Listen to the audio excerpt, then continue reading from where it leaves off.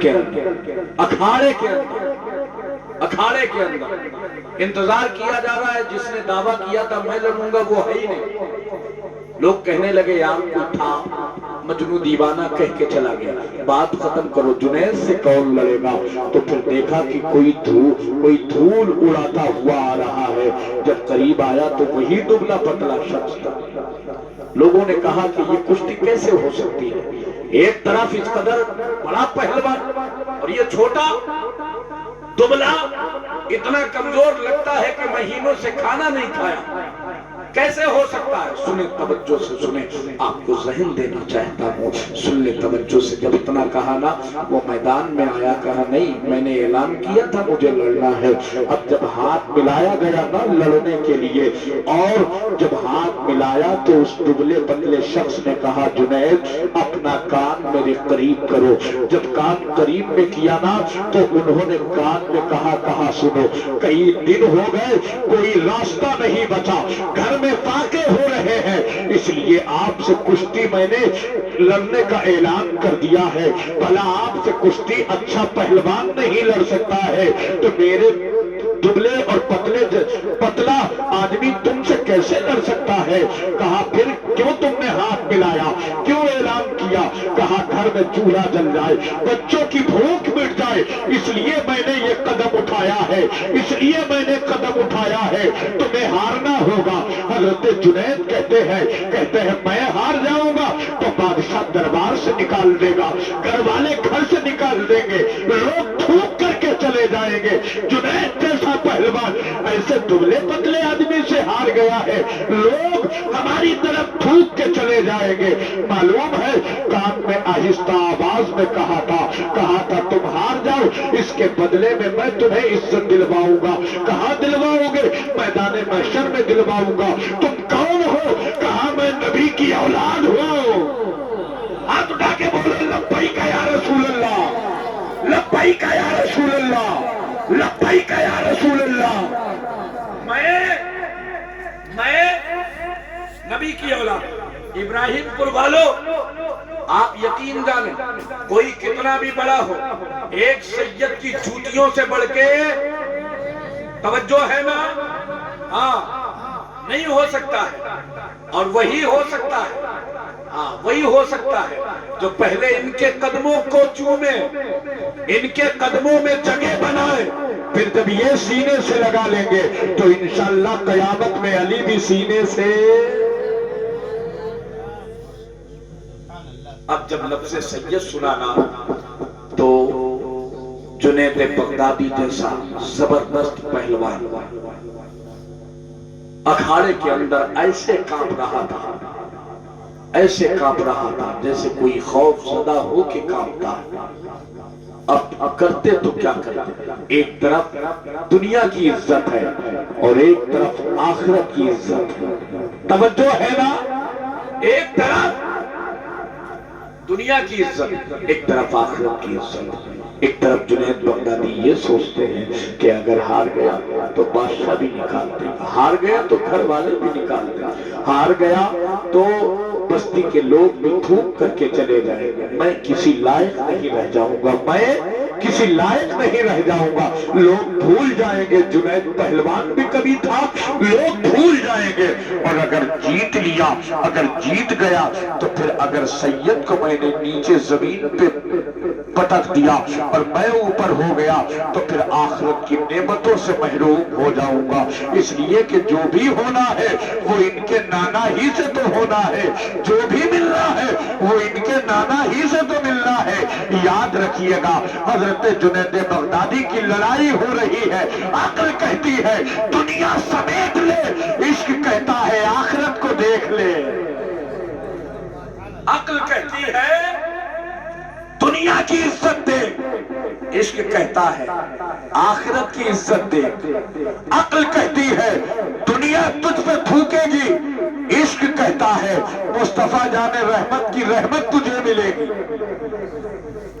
دونوں میں لڑائی, اور قسمت تو دیکھیں، عقل کی ہار ہوئی عشق کی، ذرا بولے نا عشق کی، ذرا ہاتھ اٹھا کے عشق کی، عشق کی، عشق کی جیت ہوئی۔ اب ذرا امام کی آواز میں کہے عشق کی، عشق تیرے صدقے چلنے سے چھٹے سستے، جو آگ بجھا دے گی وہ آگ لگائی۔ عشق کی، عشق کی، عشق کی جیت۔ حضرت جنید بغدادی کی آنکھوں میں آنسو تھے۔ ظاہر سی بات، آج صرف اپنا گھر نہیں، پورا علاقہ جنید کو بھولنے والا، پورا علاقہ اپنی نظروں سے گرانے والا۔ یار بڑی بات، اتنی عزت بنی ہوئی ہو، یہاں تو چھوٹے چھوٹے لوگ یہ کہہ کے چلے جاتے سید ہے تو کیا کریں، کیا سر پہ اٹھا لے؟ ابے بے وقوف، اٹھانا ہی پڑے گا۔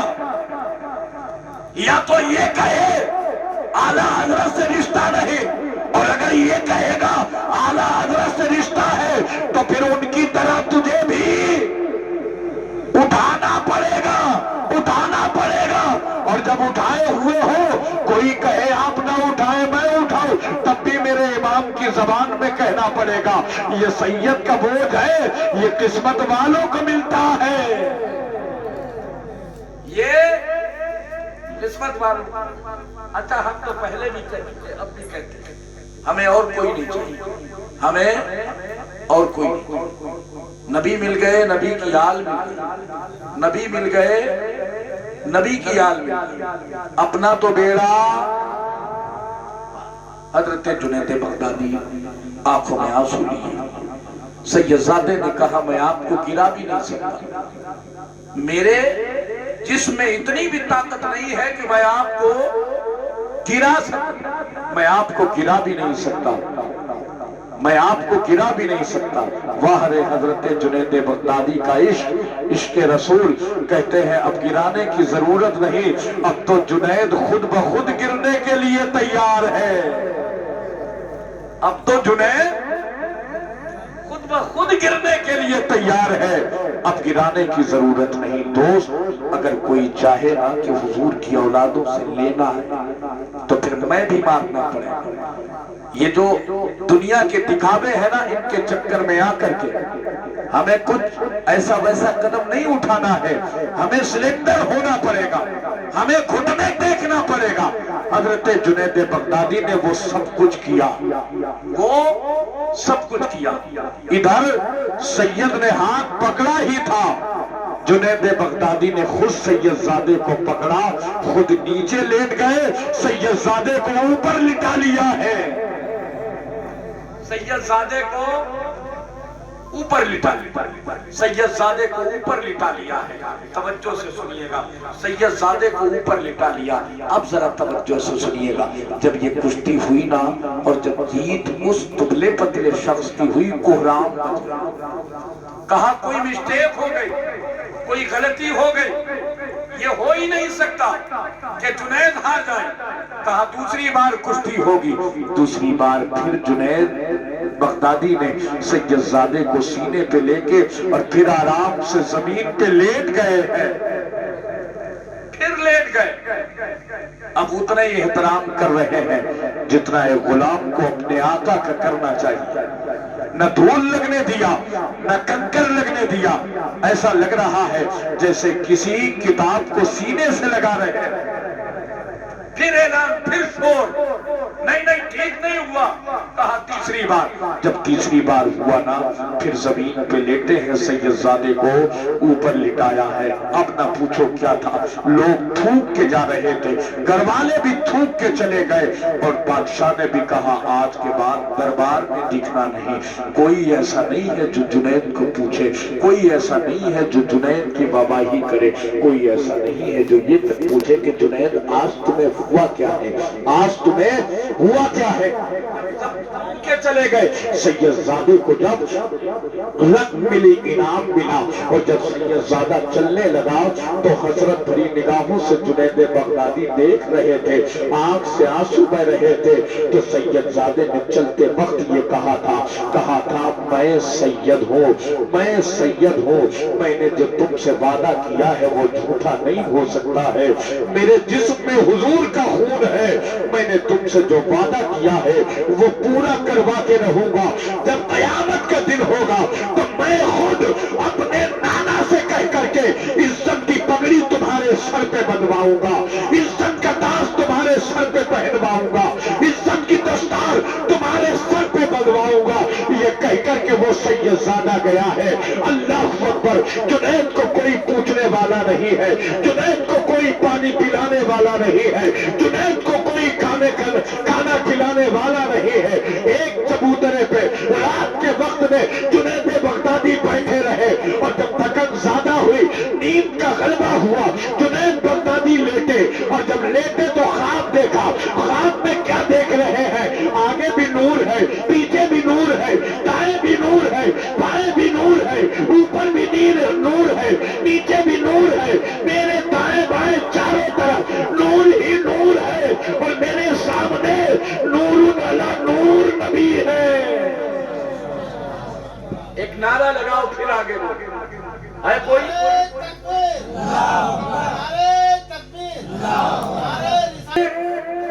मेरे बेटे ने वादा नहीं किया था। कहा या रसूलल्लाह किया था, मैदान महशर के लिए किया था।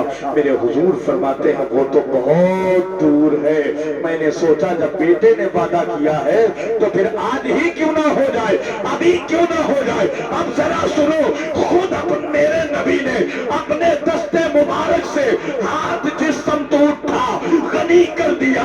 मौते पहले समाहत पे लाखों सलाम। मेरे नबी ने इज्जत की दस्तार, इज्जत की दस्तार, विलायत की दस्तार, करामत की दस्तार, रौनक की दस्तार, नूर की दस्तार सैयदना जुनैद बगदादी के सर पे बांधी और बांधने के बाद कहा है मेरे बेटे ने जो वादा किया, मेरे नवासे ने जो वादा किया, वो वादा उसके नाना ने पूरा कर दिया है।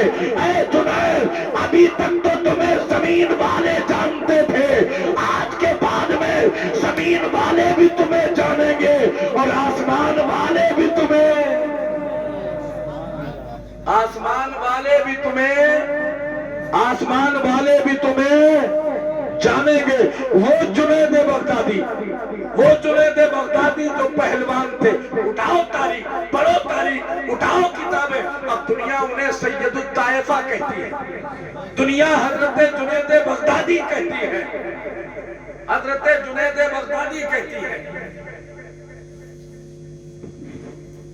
इतनी लंबी गुफ्तगू मैंने सिर्फ इसलिए की, और तो तकरीरें बहुत सारी कर चुका, आता रहूंगा, करता रहूंगा। आज सिर्फ इतना सिखाना, जिस राह पे होना मजबूती से हो, जिसको थामा है मजबूती से थामो, जिसके हाथों में हाथ दिया है तो फिर दे ही दिया है। अब ये नहीं कि हमारे मुताबिक बात करें तो सही है, नहीं, सही है, तवज्जो है ना, सही है।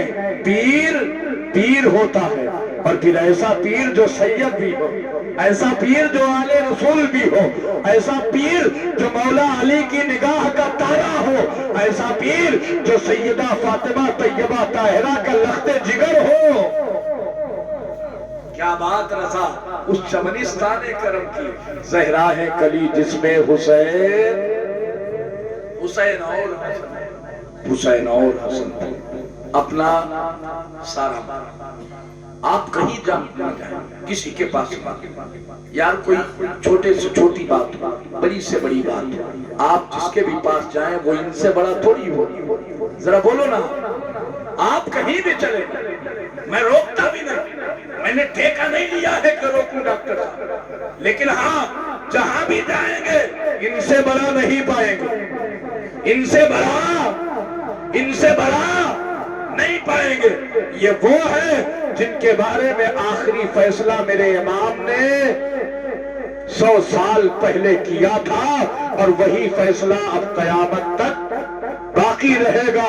सुन्नियों की नस्लों में तेरी नस्ले पाक में है बच्चा बच्चा नूर का, तू है इन्हें नूर तेरा। تو ہے عین نور تیرا تیرا سب گھرانا سب گھرانا. اچھا بہت سے لوگ ہیں نا کہہ دیتے ہیں ارے بھئی ہم اپنے نبی کو تو مانتے ہیں, رسول کو تو مانتے ہیں, پیغمبر کو تو مانتے ہیں, ہم تو دین کی کتابیں پڑھتے ہیں پڑھاتے ہیں, ہم نہیں مانتے کسی سید.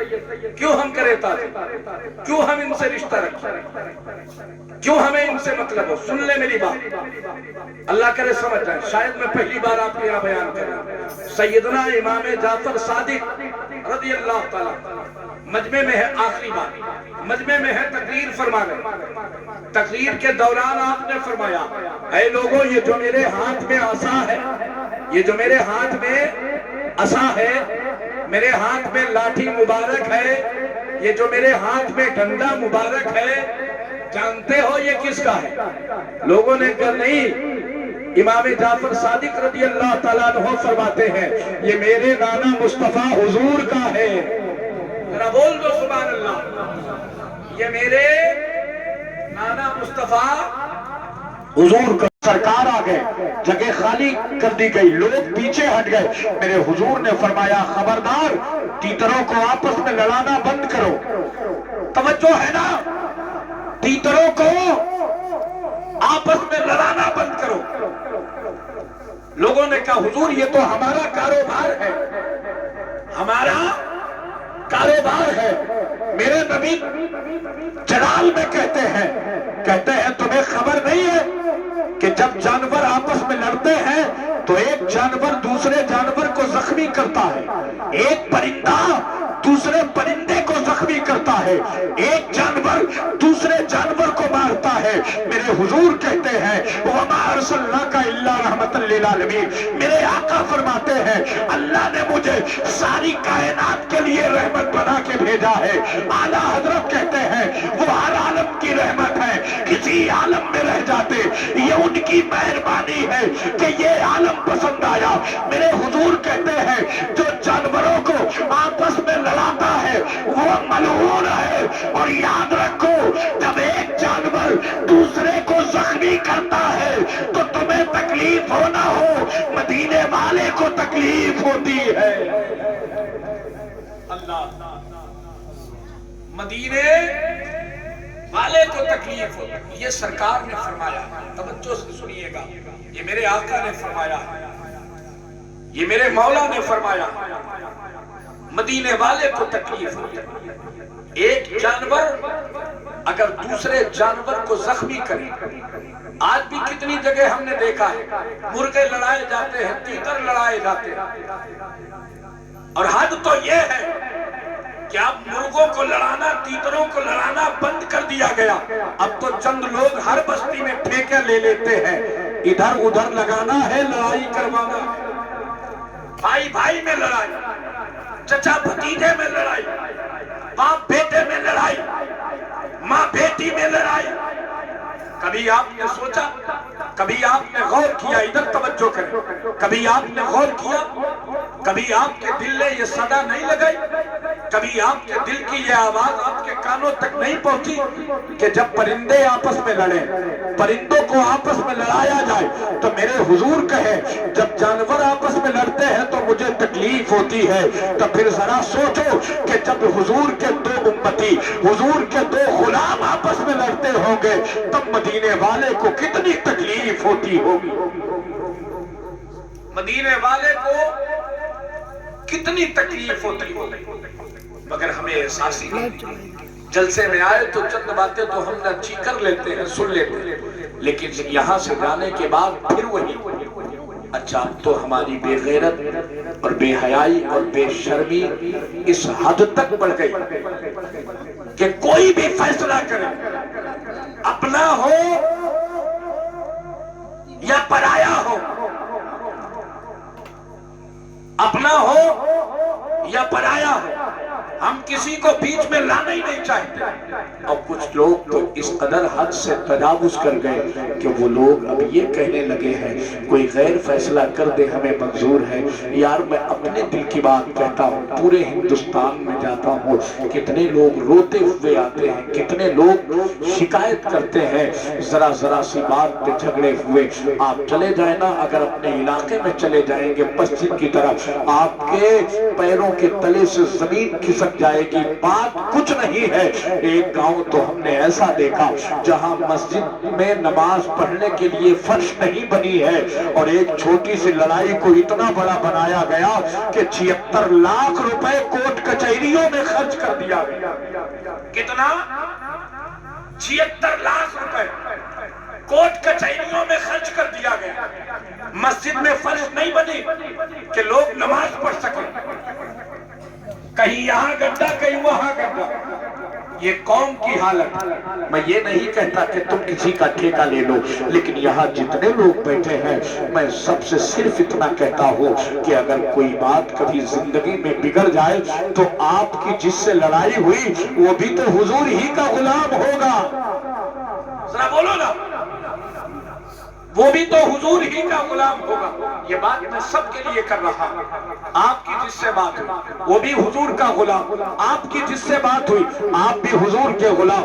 तो फिर यार कोर्ट कचहरी थाने में जाने की जरूरत क्या है? आपको जाना ही है तो फिर आले नबी की बारगाह में जाओ, औलादे अली की बारगाह में जाओ, सैयद हुसैन मियां की बारगाह में जाओ। इनके फैसले को सर झुका के मान लेना, यकीन जानो इनकी बारगाह से आपको इतना मिलेगा, इतना मिलेगा कि जब कयामत का दिन होगा मदीने वाला आपकी कलाई पकड़ेगा और पकड़ने के बाद कहेगा मेरी औलाद के फैसले को माना था, इसलिए मेरा फैसला ये है कि जहां मैं जन्नत में रहूंगा वही तू भी जन्नत में रहेगा, वही तू भी जन्नत में रहेगा।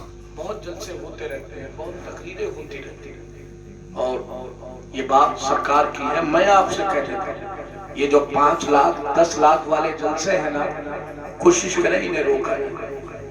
हाँ, इन्हें रोका। मैं इसलिए कह रहा हूं कि 50,000 एक खतीब को, एक शायर को दे करके आप 1 घंटे के लिए उसे बुलाते हैं, उसके बाद वो चला जाता है। ठीक है, आपने 50,000 तो उसे दिए, लेकिन कभी अपने वालिद से पूछा बाबा आपको कोई जरूरत तो नहीं है? कभी माँ से आपने पूछा?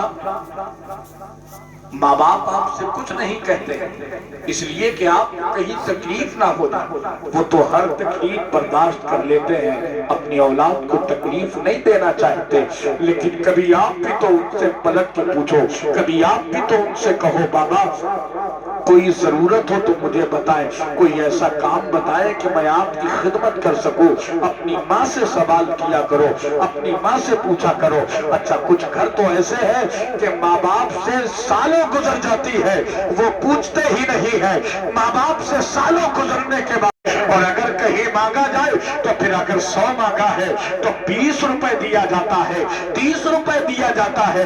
घर के खर्चे बहुत है, घर की जरूरतें बहुत है, बीवी का खर्चा है, औलाद का खर्चा है। मेरे दोस्त, मैं आपसे ये कहना चाहता हूँ, अल्लाह उसके रसूल के बाद में अगर सबसे बड़ी दुनिया में कोई आपकी दौलत है तो वो आपके माँ बाप है।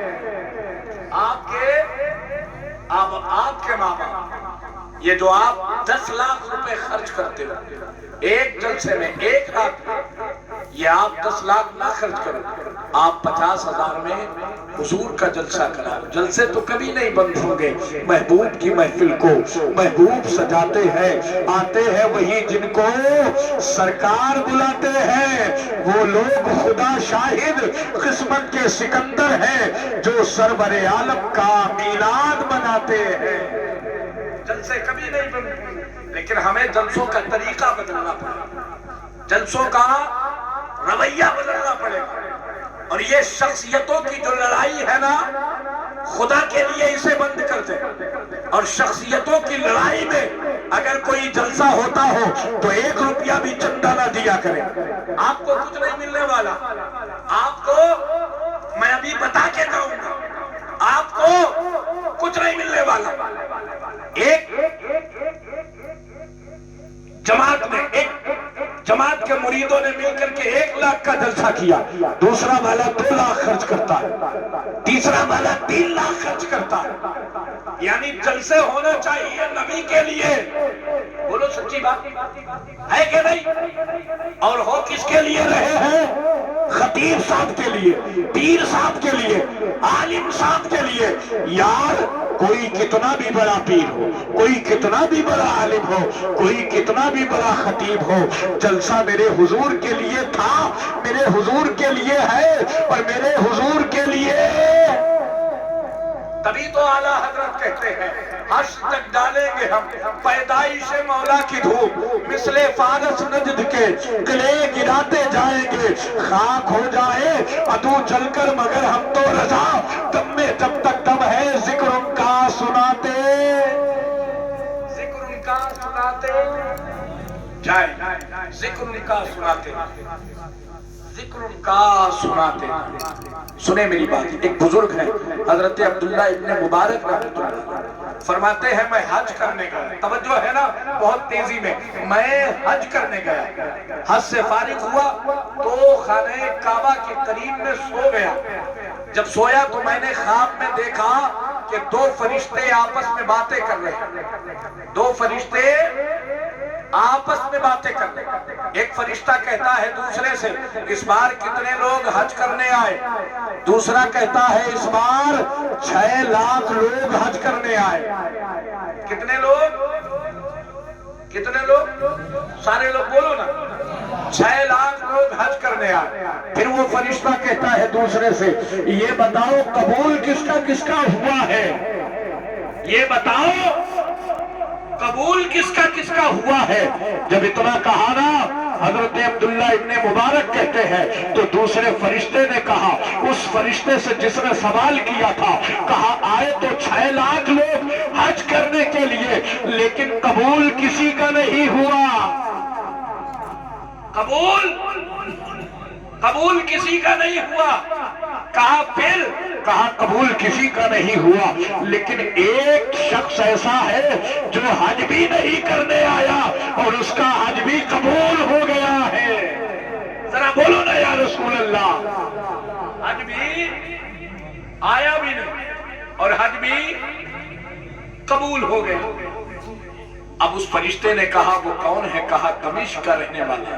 کہا نام کیا ہے؟ کہا علی نام. کیا کہا؟ علی نام. اتنی باتیں آپ کھل گئی.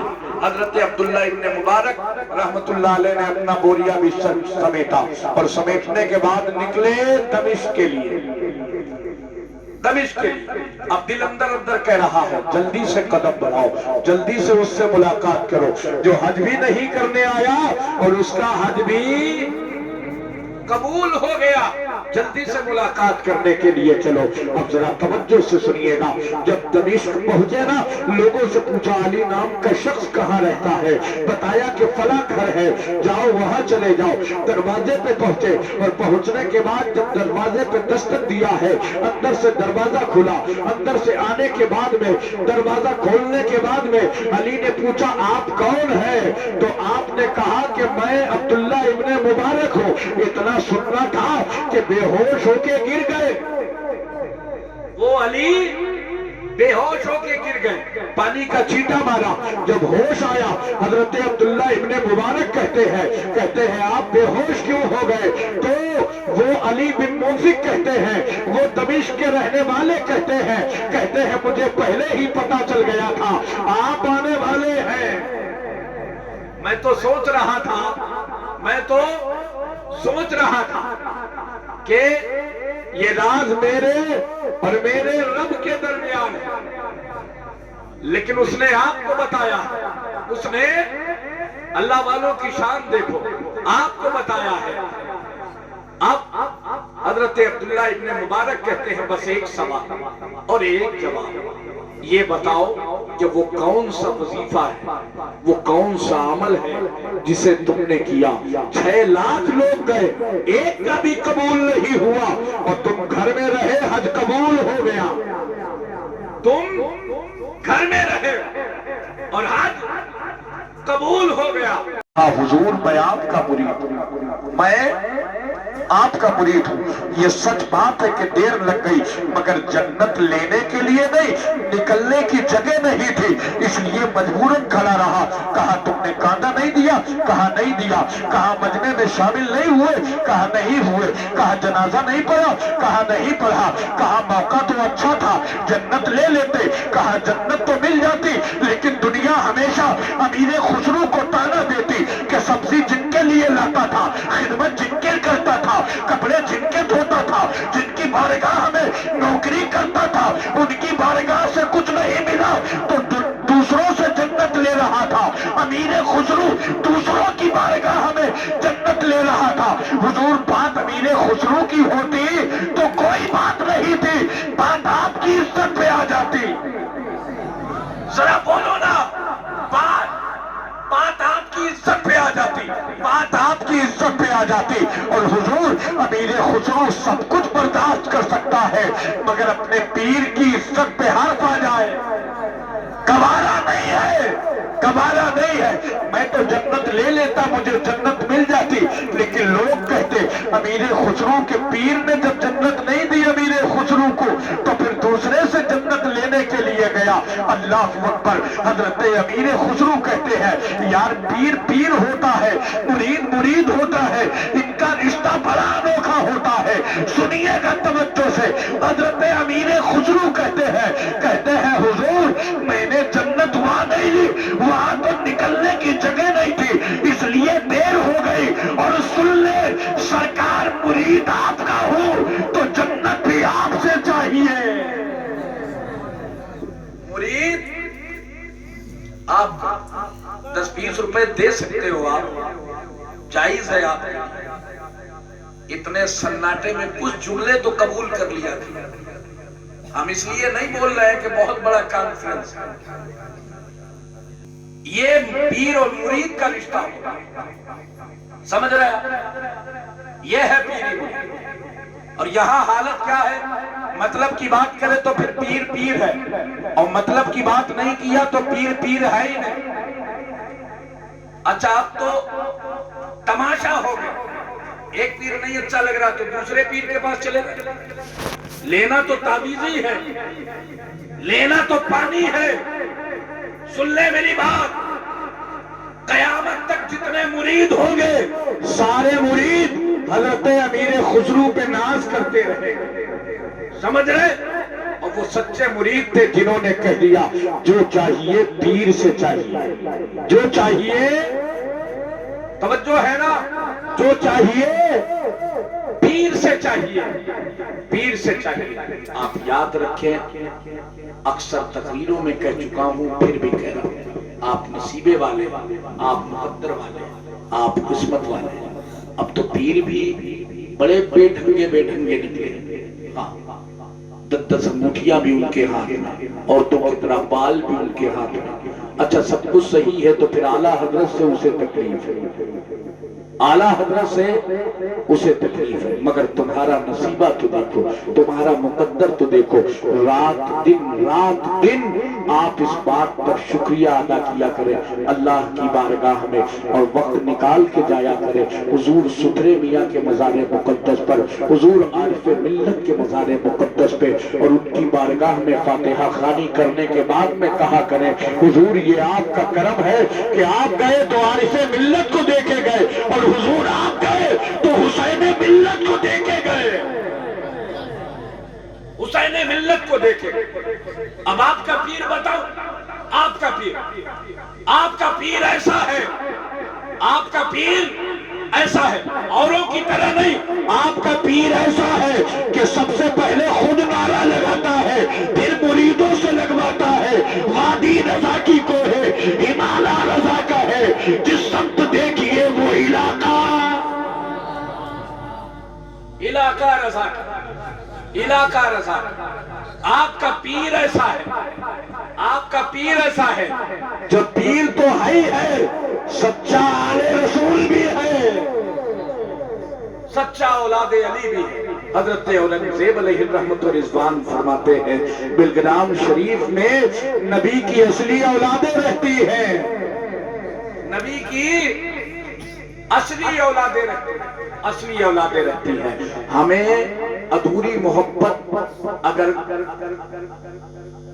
करके अपनी जिंदगी गुजारना है तो फिर अच्छे नतीजे का इंतजार मत कीजिए। हाँ, अच्छे समरे का इंतजार मत कीजिए। कभी इधर कभी उधर, ये मामला खत्म करे।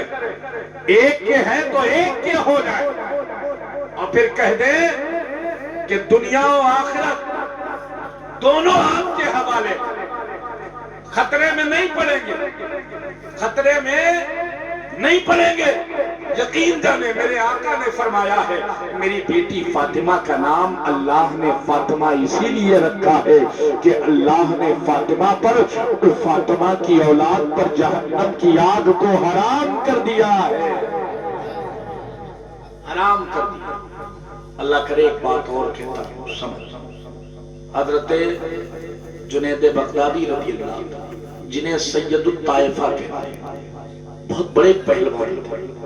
आपसे कोई कुश्ती नहीं लड़ता था, बादशाह बहुत खुश होता था, कोई नहीं लड़ता था। आप जब हाथ उठाते थे ना तो फिर अच्छे अच्छे पहलवान वापस चले जाते, अच्छे अच्छे। एक दिन आपने हाथ उठा के ऐलान किया है कोई जो कुश्ती लड़े, तो एक दुबले पतले आदमी ने कहा मैं। तवज्जो है ना, मैं। तारीख मुकर्रर हो गई। अच्छा, हजरत जुनैद बगदादी की कुश्ती थी, मामूली बात नहीं, उनके जैसा कोई पहलवानी नहीं, उनकी कुश्ती। तो फिर आप यकीन जाने के आज के दौर के हवाले से कह ले कि घरों में ताले पड़े, सबके सब मैदान। और जुनैद बगदादी कर दिया था कि जो मेरे जनाजे में शरीक होगा वो जन्नत पाएगा, वो जन्नती हो जाएगा, वो जन्नती हो जाएगा। हजरते सरकार महबूब इलाही फरमाते हैं, अच्छा तो जन्नत लेने की वजह से इतनी देर लगा दी। तवज्जो है ना, सुनो मेरा जुमला। जन्नत लेने के चक्कर में इतनी देर हो गई कि पीर का हुक्म भी याद नहीं रहा। पीर ने कहा था जल्दी जाओ जल्दी आना, वो भी याद नहीं रहा। जन्नत लेने के चक्कर में पड़ गए। मेरे जनाजे में जो शरीक होगा, जो कादा देगा, वो जन्नत पाएगा, तुम जन्नत लेने में लग गए। पीर का हुक्म याद नहीं रहा, पीर का हुक्म नहीं याद रहा। तवज्जो से सुनिएगा, हजरत अमीर खुसरू की आंखों में आंसू, वो हमारा तुम्हारा, तो फिर जो हुजूर की औलाद की नहीं, वो हमारी तुम्हारी ना थी, ना है, और ना वो कौम हो सकती है। हम जब तक जिंदा रहेंगे इंशाअल्लाह आखिरी सांस तक हम और हमारे बच्चे ये कहते रहेंगे हम भी सैयदों के गुलाम हैं, और हमारी आने वाली नस्लें भी सैयदों की गुलाम, सैयदों की गुलाम, सैयदों की गुलाम। बहाने कहाँ आते हैं?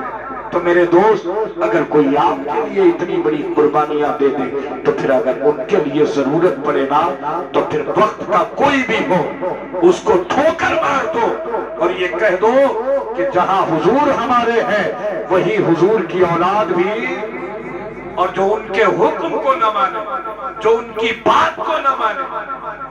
रज़ी अल्लाह तआला अन्हु फरमाते हैं, डॉक्टर साहब अगर मजा ना आए तो पैसा वापस। इमाम जाफर सादिक, अल्लाह करे इब्राहिमपुर वाले समझे आशिक नहीं मुनाफिक है। कहा हुजूर उसने तो सरकार का आसा मुबारक चूमा है, और उसका अदब देखे ऊपर का हिस्सा नहीं चूमा, आसा मुबारक को उठा के उस नीचे वाले हिस्से को चूमा है। इस कदर अदब किया है। हुजूर ये आशिक होना चाहिए। फरमाया ये आशिक नहीं, ये मुनाफिक है। लोगों ने कहा हुजूर कैसे कैसे? तवज्जो, कैसे? फरमाया देखो तो इसे मेरे हाथ में जो असा मुबारक था, मेरे हाथ में जो असा मुबारक था, मैंने जब कहा कि ये کا ہے, اسے عصا تو دکھائی دیا, یہاں تک آیا چلا گیا, اسے عصا تو دکھ گیا اور حضور کا اتنا بڑا بیٹا نہیں دکھا. ذرا ہاتھ اٹھا کے لبیک یا رسول اللہ, لبیک یا رسول اللہ, لبیک یا رسول اللہ. کائی سے عصا دکھ گیا اور حضور کا بیٹا, حضور کی اولاد, حضور کی نسل, حضور کی نسل. اب بھی نہیں سمجھے؟ ہاں, بڑی بڑی باتیں کرنے والا کون ہے کہیں جانے کی ضرورت نہیں. امام جعفر صادق فرماتے ہیں حضور کا عصا دکھ گیا, حضور کا بیٹا نہیں دکھتا ہے. حضور کا عصا تو چوم لیا, حضور کا بیٹا نہیں دکھتا ہے. عصا مبارک ہے, اس کو دیکھ لیا, بیٹا نہیں دکھتا ہے. کہا یہ عاشق نہیں, یہ منافق ہے. اے لوگوں, جب تک زندہ رہنا سیدوں سے محبت کرتے رہنا, ان کی جوتیوں کو اپنے سر کا تاج بنائے رکھنا اور ہمیشہ مسلک اعلیٰ حضرت پہ قائم رہنا. کیونکہ آج اگر ان کے قدموں سے کسی نے چھوڑا ہے تو وہ میرا رضا ہے, وہ اعلیٰ حضرت ہے, وہ عظیم البرکت ہے, وہ مجدد دین و ملت ہے. انہی نے تو کہا ہے تیری نسل پاک میں ہے بچہ بچہ نور کا, تو عین نور, تیرا سب گھرانہ نور کا. یعنی اعلیٰ حضرت نے سیدوں کے لیے جو کہنا تھا وہ کہا, اور جب بلگرام و مارینا کے سید بولے تو پھر اعلیٰ حضرت کے لیے اس انداز میں بولے, ڈال دی قلب میں عظمت مصطفیٰ, سیدی اعلیٰ حضرت پہ لاکھوں, سیدی اعلیٰ حضرت پہ, سیدی اعلیٰ حضرت پہ لاکھوں. میں آپ سے رخصت ہوں, یہ ہماری قسمت ہے, ہمارا نصیبہ ہے کہ آقائی مولائی سرکار حسین آج سرکار چاہتے تو کہہ سکتے تھے میں لکھنؤ میں جا رہا ہوں کسی ضرورت سے, آج نہیں آ سکتا, آئے گا, میں نہیں آ سکتا, میرے لیے بہت لمبا سفر ہے. بولو نا, کہہ سکتے تھے, کہہ سکتے تھے, لیکن کیا فرمایا کہ میں لکھنؤ جاؤں گا, اپنی ضرورت جو بھی ہے, میرا جو بھی کام ہے وہ دیکھ لوں گا, اور اس کے بعد چاہے میں 11 بجے پہنچوں چاہے 12 بجے پہنچوں, ابراہیم پور والوں آؤں گا ضرور. ابراہیم پور والوں, ابراہیم پور والوں, یار بڑی بڑی کانفرنس ہے, بڑے بڑے جلسے, بڑی بڑی امیدیں رکھنے والے وہاں نہیں پہنچتے. ہاں, لاکھوں روپے کا پنڈال نہیں پہنچتے, لاکھوں روپے کے خرچے نہیں پہنچتے ہیں, لاکھوں کی بھیڑ نہیں پہنچتے ہیں. لیکن لکھنؤ سے ابراہیم پور میں یہ جان بھی رہے ہیں کہ شامیانہ چھوٹا سا ہوگا, لوگ بھی کم ہوں گے, یہ جان رہے ہیں, نذرانہ بھی حضور کا. ایک شخص پیچھے سے اٹھا, مجمع کو چیرتا ہوا آیا, اور اس نے اس عصا مبارک کے اوپر کے حصے کو نہیں چوما, اوپر کے حصے کو نہیں چوما, نیچے کے حصے کو عصا مبارک اٹھایا, اور جو نیچے کا حصہ تھا اسے چوما, آنکھوں سے لگایا اور چلا گیا. اور توجہ ہے نا, سیدی و سندی ارشاد سید حسین میاں صاحب قبلہ صاحب سجادہ خانقاہ واحدیہ زاہدیہ بلگرام شریف کی آمد ہوئی ہے.